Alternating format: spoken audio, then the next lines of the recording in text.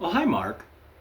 Okay, so as you might know from the last video that I posted on the subject, I've been getting more into comic books recently.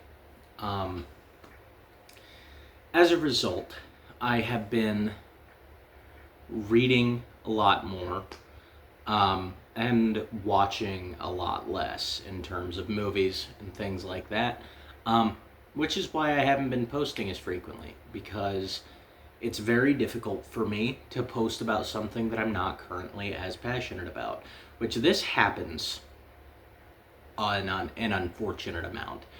Um, I get these extreme hyperfixations, which is just an ADHD thing. It happens with ADHD, it happens with autism.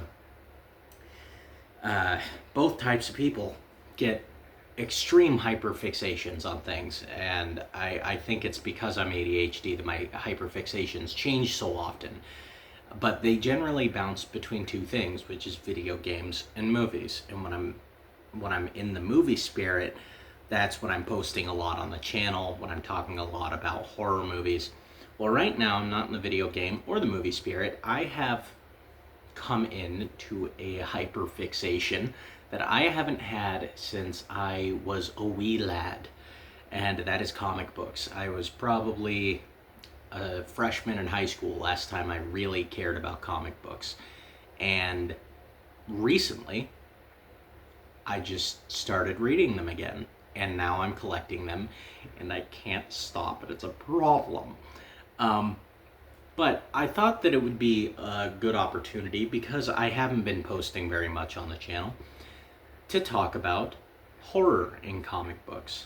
And I don't necessarily mean horror books because the last comic book video I did, I showed you some horror comic books that I had. My Nightmare on Elm Street, my Predator versus Batman, I think I talked about the Dr. Herbert West book that I had. But I'm not talking about horror books. I'm talking about horror in comic books that otherwise have nothing to do with horror. I thought that was kind of a fun idea, and so here I am. And I have a stack of comic books here. Now, the first comic book I haven't read. I haven't read some of these because I don't read everything under the sun. Right now, I'm kind of focusing on Batman because Batman's my boy. And my goal is ultimately to have an absolutely autistic knowledge base about Batman. I want people, I want to be able to open my mouth and just flood out information to the point where people are like, you need to go touch grass. Figure your life out. Whatever you're doing isn't working. And though I do have people say that to me frequently, at least they should be, not enough apparently. So the first comic book we're going to be talking about, and guys, these are all superhero, anti-hero sorts of books because that is what I like as a comic book reader. I'm a superhero guy. We have Spider-Man. Spider-Man Unlimited, I guess. This was a very strange series. The Maximum Carnage, I guess, storyline, story arc. It went across all kinds of different Spider-Man books, and comic books do this. You know, there were Reign of the Supermen books that released in the Green Lantern storyline and whatnot. But yeah, this is scattered across like Spectacular Spider-Man, Spider-Man Unlimited, The Amazing Spider-Man. And the reason I hold it up is because this character here, Carnage, you may know him. I assume most of my people here on the channel aren't comic book fans like myself, but you might know him because they actually released a movie called Venom Let There Be Carnage some years ago. Essentially, Carnage is a serial killer, or at least the person that he's bonded with is a serial killer. And Carnage is an especially nasty alien symbiote. Of course, depicted there on the cover. It's a very cool looking character, kind of just red Venom. But I think he's a very cool looking character, and Yeah, kind of horror-esque with the fact that he's bonded to a serial killer, and from what I've heard, Carnage is very nasty. I haven't read much Carnage. Um, I think I've read one whole Superior Carnage comic in my lifetime. So I don't know a lot about him. One of my buddies is a big Carnage fan, but so he tells me some of the stuff. And then this is a book. You know what? I'll just show it to you. You can make your own judgments. Spectacular Spider-Man. And in this issue, he appears to be fighting Morbius. I do believe I've read this at some point or another, probably a long time ago. Essentially, Morbius is a living vampire. He's kind of an anti-hero in the Marvel continuity. And in this issue, he is actually cured of vampirism. I don't think that lasted, though, probably, as nothing does in comic books. And then we have a more modern one, Justice League Gods and Monsters #1. In this series, they take the Justice League members and they sort of reimagine them as monsters. Batman here becomes kind of a vampire. I'll be honest, this did not hook me. I pulled it out just for the sake of holding it up and going, look guys, horror in comic books. But I thought this was painfully boring. I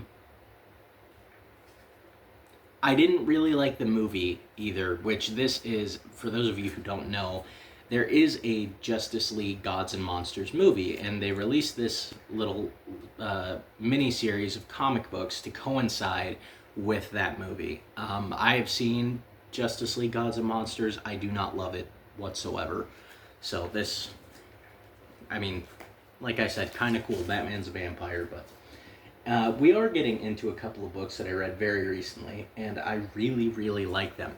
So one of my goals as a comic book collector, and that is, it is a very lofty goal, and I have a couple of lofty goals, but I want a complete run of Detective Comics from the beginning of the Bronze Age to right before the New 52 reset, which would be from Detective Comics number 395 all the way to Detective Comics number 881. I'm a long ways off from that. I have around 43 issues of Detective Comics, and there are some key issues in there that I'm gonna have to save some cheddar for. But I picked these up the other day. These are actually part of a broader storyline that I don't own, but I own these two. Now, the cover art on this one's kind of goofy. I sort of enjoy the cover arts on these just because they are so bizarre, but I really like this one.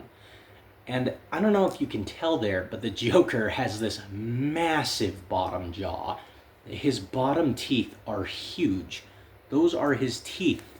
And he's not depicted that way in the book, but he is depicted that way on the cover. And the reason I include these as horror in comic books is actually not because of the Joker. The Joker is probably the least horrific thing in this comic book.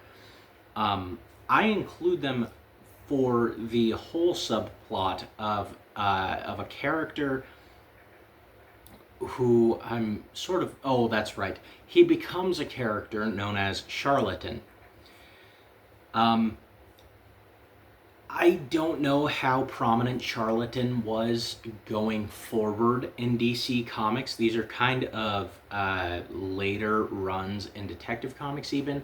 This one is 781, so this is 100 issues away from when the New 52 reset of the DC Universe happened. But his origin story is nothing short of horrific. Essentially, he gets sucked in. He's an actor, and he gets sucked in to portraying Two-Face for this gang of criminals comprised of Joker, the Penguin, I believe Killer Moth, and I think the Riddler, and one or two other guys. And they are they hire him to essentially fill the role of Two-Face because Two-Face has this thing where he has to rely on the way the coin lands in order to make decisions. And they found it inconsistent, and so they literally just found a replacement Two-Face. And he does his makeup and he becomes Two-Face, but he doesn't become a slave to the coin. He just makes his own decisions.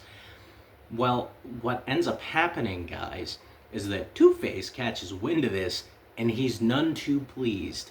He tracks down charlatan Sloan. I forget the guy's name. I'm just calling him Charlatan. He is not Charlatan yet at this point. He tracks down Charlatan, and he subjects him to some of the most horrific torture I've ever seen in a comic book. There are panels of him with nails driven into just like random parts of his body, and Two-Face does a number on his face. He's screaming at him while he's doing it. You want to know how it feels to be me? And he actually drops what he assumes is his body off at the doorstep of the team that hired him, of Joker and Penguin and, oh, that's right, Scarecrow, Killer Moth, and the others. And he's wrapped in barbed wire, and they all assume that he's dead, but Scarecrow actually takes him, and he knows that he's not dead. He noticed that he wasn't, and Scarecrow takes him to experiment on. What he ends up doing is he accidentally severs a piece of his brain that makes him feel fear. So he just doesn't feel fear anymore. And so he becomes this horrifically disfigured monster of a man who doesn't feel fear. He ends up being hired to kill Batman, and now he just has an axe to grind with Two-Face and the other people who hired him. Very, very dark story. It came out in the early 2000s. I believe those were published in 2003. I fully intend on getting the rest of the books in that storyline as fast as humanly possible and reading them. Unfortunately, I came in right on the end of the storyline, but I pick up books where I can, and I just, not every comic book store or antique store has everything. So I just, I bought what was available to me and I read it, because if I waited to have the whole run, I'd be waiting for years. So I'm already kind of doing that with Vigilante. I'm down to I think 13 comic books in that original Vigilante run that I do not own. And it's driving me insane because I just want to read them. I read a bunch of them, a handful of them as a kid, and I love the Vigilante. I love that original run anyway. I don't so much love what they did to him in Peacemaker because they made him a joke. But anyway, another Batman one. So this is actually a pretty cool book. I love that cover art. Batman, I think it's Legends. Yeah, Legends of the Dark Knight Halloween Special Edition. And actually, had I been thinking about it, there is another book, I believe, called Batman Legends of the Dark Knight that I totally would have picked up and shown you guys. I haven't read that one yet because it's actually part of a miniseries. I think it was like a six-issue miniseries, but the cover art is spectacular and it's very Halloween-y, and I thought you guys might appreciate it. It's like Joker sitting on a stack of pumpkins with a knife. Very, very cool looking book. This book, however, I have read. It's a Scarecrow story that takes place during Halloween, and it's actually a prelude to Batman Haunted Knight. Which is a graphic novel, sort of. I think it's a prequel to The Long Halloween, so that's pretty cool too. And I do own the Long Halloween graphic novel. I just didn't grab it because honestly, I don't remember a damn thing about The Long Halloween. It's been a while since I've read it. The next book is a bit of a deeper cut. This is one that you probably haven't heard of unless you are into comic books. And that is Haunt. I do not know much about this character. I actually want to get, there's a compendium. It's either a compendium, an omnibus, or potentially even a trade paperback. I think it's considered an omnibus. It's much bigger than a trade paperback, but it compiles all of Haunt. Haunt was published by Image Comics, which is a company you're probably not very familiar with because Image is not as big as DC or Marvel, and if you're not into comic books, you probably know some Image characters, but you probably don't know that they're Image characters. And we're going to be talking about one of those in a second, but Haunt is one of their kind of an obscure character, but I think this character is very cool.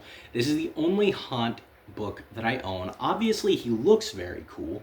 He's like a symbiote almost looking, but the backstory of the character I think is very neat and is what made me want to get that omnibus eventually. Essentially, this book is about a priest and his brother, and the priest's brother is in the military. The priest himself is kind of a faithless bastard. Like he almost reminds me of Damien from The Exorcist, or Demi, or whatever his name is, Father Damien something or other. He reminds me of the father from The Exorcist. He's sort of lost his faith and he's drinking and smoking, and he listens to his brother's confessions, and he does not like his brother at all.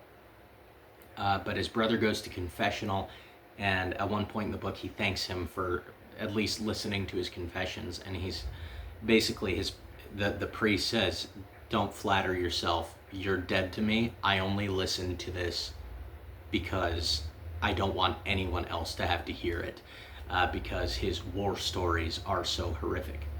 What ends up happening is his brother ends up dying, and then he comes back as kind of a ghost, a specter, and he possesses his priest brother, and they become Haunt, kind of a dark anti-hero. I think that's sick as shit, dude. That's awesome. It is really friggin' coolio. So, now we're talking about a character that honestly I don't love, but if you're doing a segment on horror and comic books that aren't exactly horror books, you gotta talk about it. Spawn. This is Spawn number 1, and listen. There was a movie in the 1990s. Maybe you've seen it. John Leguizamo. He actually ate those maggots, by the way. You're welcome for that awful knowledge I just bestowed upon you. You're going to have nightmares about that tonight. That's disgusting. Anyway, Spawn. Kind of a cool character. Very dark anti-hero. Basically, he is a military guy, or I think he's a private contractor, and he ends up going to hell, like a private mercenary, I guess. Or no, I guess he is involved with the government in some way. I forgot about that. He is involved with the government in some way. Anyway, an operative of some kind, shall we say. He ends up dying and going to hell, and there he is encountered by a demon. I don't remember exactly. I think it's the Violator that he encounters, or no, it's the demon above the Violator. Can you tell how big of a Spawn fan I am? Anyway, kind of cool, but I'm not a big Spawn fan. I think what a lot of these books come down to is him just kind of brooding around a church and staring into the darkness. And I'm not a fan of that. I like brooding, don't get me wrong, okay? I love me some brooding anti-heroes, but for Christ's sake, there's gotta be a limit, guy. I can't just sit around for 17 issues watching you stare into the abyss. Sorry, not my thing. And then this book, which I'm actually gonna take out of its protective sleeve, because the protective sleeve is a weird consistency and it bugs the hell out of me. Listen. Yeah, that's not a correct comic book sleeve. Eventually, I'm just going to buy new sleeves and boards and just bag and board all of this again and just get it all new bags and boards. But anyway, this is Batman and Robin, #1. So this book generally has nothing horrific about it. It's very above board Batman stuff. I believe this is during the time period where Dick Grayson is Batman. So that's sort of interesting. I'm not a big fan of that personally. I like Bruce Wayne being Batman. I'm a traditionalist like that. And Dick Grayson being Batman kind of rubs me the wrong way because I just don't feel like, like Batman talks like this. Like he has that deep voice. I am vengeance. I am the night. I am Batman. And Dick Grayson doesn't really have that thing going for him, does he? He's kind of quippy and goofy. But in the end here, we do have the introduction of arguably the most horrific Batman villain of all time. The most horror-centered Batman villain. And you will recognize him if you played Batman Arkham Knight. That guy right there, Professor Pig, who essentially cuts people up and makes them human dolls. It's very horrific. This is actually his first appearance. First appearance of Professor Pig. I thought that was very cool. And then the next book that I'm going to touch on briefly is a book that comes from a very unexpected place. Very, very unexpected. If you've ever read 90s Superman, you could tell me that it's not very horror related. 90s Superman is very light. I mean, Superman in general, he's a very light character, very hopeful, very, very Boy Scoutish, very gee golly gosh about everything. Yeah, this isn't one of those issues. So this comes in, I think this was volume 2 of Superman, 1993. I think that would have been volume 2. And that is Superman 84. You can kind of see right there that it might not just be the average Superman issue, because there's some dark shit going on in the background there, obviously. So what this issue is about, and it surprised the hell out of me because I didn't expect a Superman comic book to go this dark. Essentially, the Toyman, who is one of Superman's villains, he became a lot darker and grodier in the 90s. Prior to that, I think he was just a very zany, strange character. I mean, obviously comic books have gotten progressively darker over time in general, but yeah, back in the day he was kind of goofy. I haven't read anything with him in there, but I've seen some like cover appearances, and he looks like a goofball. But in this issue, he is a deranged, kidnapping psychopath who kidnaps children, and he takes them back to a warehouse, and he locks them in an oversized dollhouse, and he tries to force them to play with him, like play dolls and things like that, because I think he's like a stunted adult, like he is not all there mentally. And one of the children at one point tries to escape. All of the imagery in this warehouse is very dark and dreary. And he ends up killing the kid with a knife. To set an example for the other children that he's kidnapped. And whereas Superman during all of this, Superman is out in Paris. He decided that he would fly with Lois Lane to Paris for their anniversary and have dinner. And so Superman is kind of subjected to this psychological torment now, where he feels like he is responsible for the death of this young boy because he wasn't in Metropolis to save him. It's really, really dark. And as a result, it's probably my favorite issue of Superman that I've ever read. Because most Superman is just very aw shucks, gee golly gosh. And I mean, it was kind of violent in the 90s for sure with the whole death of Superman thing, but I don't know. It never was my thing. And then this is another couple of books that I picked up fairly recently. This is Detective Comics number 506 and 507. So this is a storyline that centers around this character here, the Mannequin. These are the only books that the Mannequin ever appears in. She is never in anything else. It is only these two books. The Mannequin is a fashion model who supposedly dies in a car bomb. And after the car bombing, her brother, who there's a weird thing going on with her brother. Okay, I don't think they could outright say it because it was comic books in the early 1980s, but there was some weird shit going on with her brother. He was always like telling her how beautiful she was, and like I don't know, dude. I don't know. You're kind of gross though. There's something grody afoot there, and I smell it, and I don't want to smell it. And dear God, why does it smell like gravy?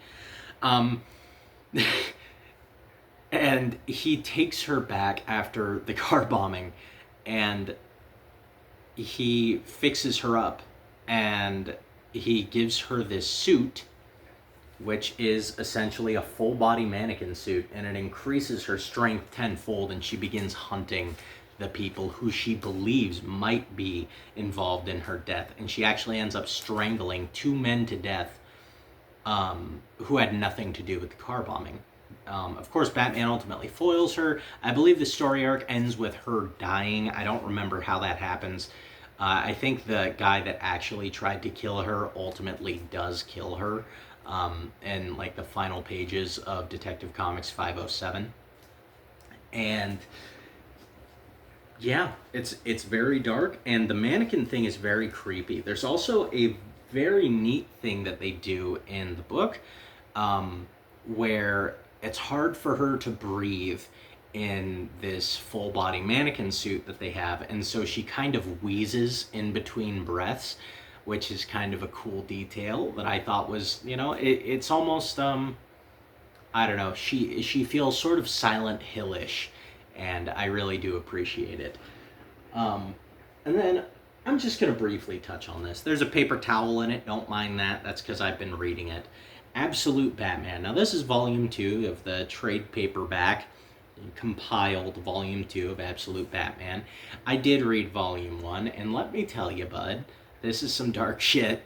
Nothing has been more horror-oriented in the story thus far, though, as, let me try and find him. I know he's here somewhere. The absolute horrific monster that is Mr. Freeze in this book. Essentially, he was frozen for a long time, and the pain of being frozen, he says, is insane. They thought, he and his family had thought that cryogenic freezing was the answer to immortality, and it kind of it sustained his life because he had a disease that couldn't be cured, and they finally unfroze him when the disease could be cured, and he did get his disease cured, but he also morphed into this horrific monster because he was just in perpetual agony, and he freezes his parents to get them back and leaves them in the ice, which he describes as being constant waking agony, just feeling the ice shifting around you and it's grinding on your skin. Horrifying stuff. I need a drink of my Diet Coke.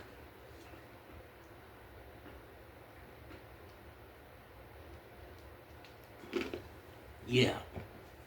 And then the last books we're going to be talking here, because I think I've talked your ear off long enough. That is, if you haven't stopped watching entirely, chances are you probably didn't even click on the video. If you did, and if you did stick this far, that's awesome, bud.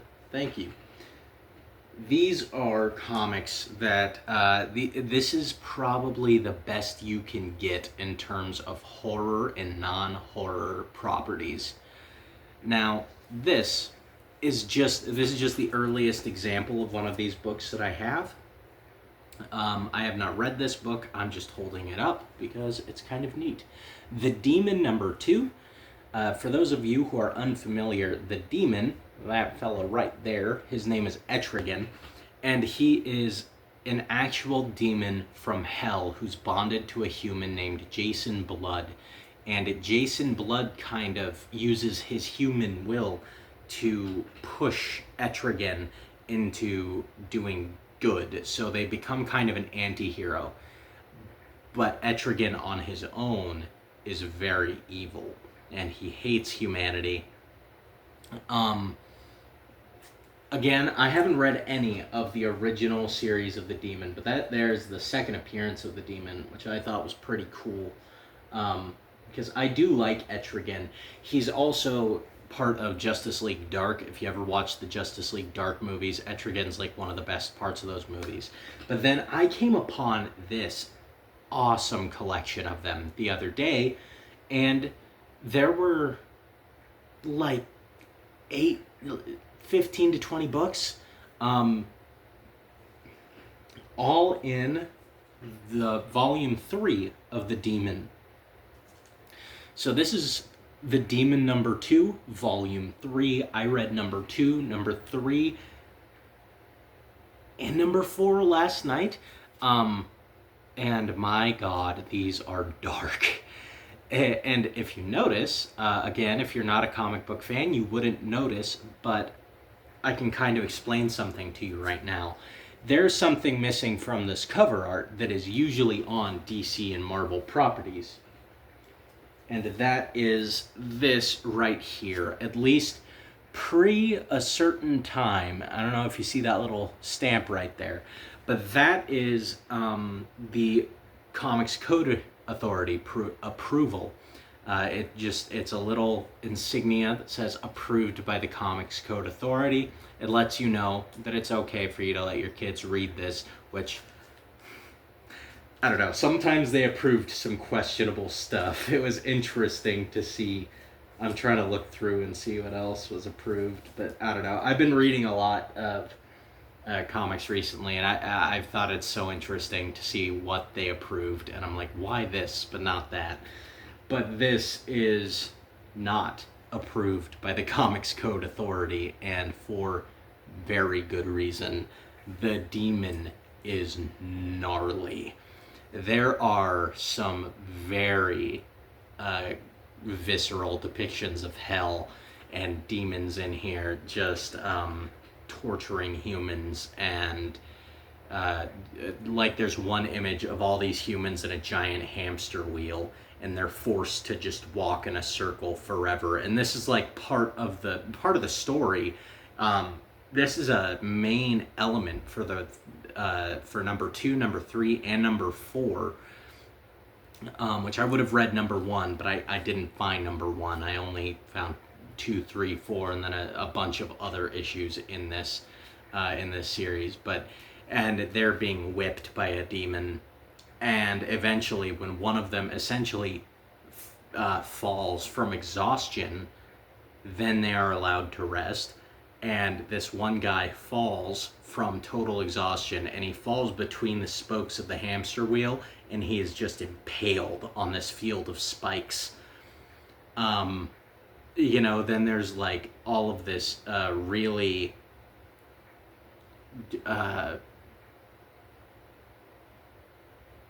wow, I'm struggling with words right now. Really hellish imagery where all of these corpses are just splayed around this this demon. His name is Belial. Just splayed around Belial's lair, and they're alive, obviously, because it's hell. And I mean, some of them are skeletons, and they're still groaning. And then Jason Blood, who is also in hell in the beginning of this volume 3 here, he comes upon his friend. his friend has been made into a seat cushion, and his face is just stitched into it. It's very dark and demented. Every issue I've read so far has been very dark and demented.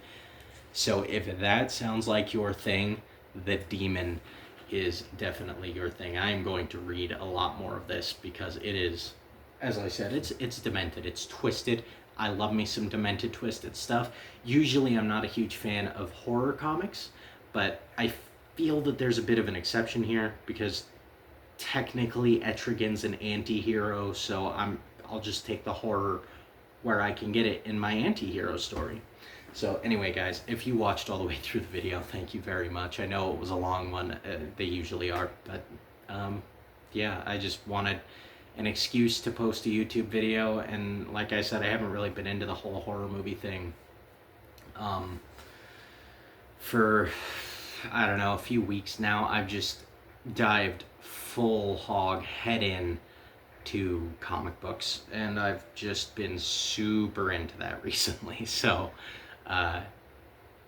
you know, but as soon as I'm back in the horror movie spirit, I promise I'll come back to posting. I can't guarantee it for how long, but you know, my interests are sporadic. What can I say? Have a good one, guys. I hope to catch you on the next one.